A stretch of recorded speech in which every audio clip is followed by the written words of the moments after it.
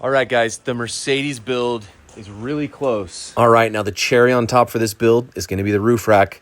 We drove the Mercedes up to Utah Tree Cycle, which is a local sawmill that processes and kiln dries trees.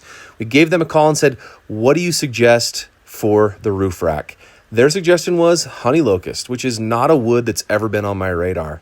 The pioneers that settled this area actually used it as fence posts when they got here, and those fence posts are still standing today. It is a hardwood that'll never rot. So we drove up there, looked through their supply, we picked out this bad boy.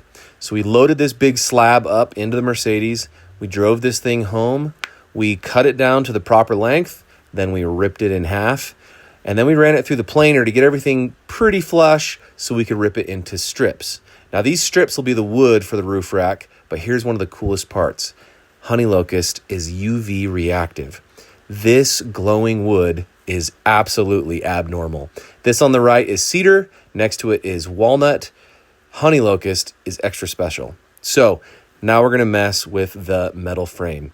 We've got these rails on top of the Mercedes, but we wanna build a basket so that once we get the wood up here, it'll actually hold our gear in place. I'm pretty happy with the shape of this. It's relatively symmetrical, pretty. Now we attach it to the bottom frame. So this will be the bottom that just holds the lumber, and I like the shape. Here's the mock-up on the car, and here's the mock-up with the wood before we've stained and painted. So now it's time to paint this metal. We're actually gonna run with a paint match since we did a custom paint job on the car.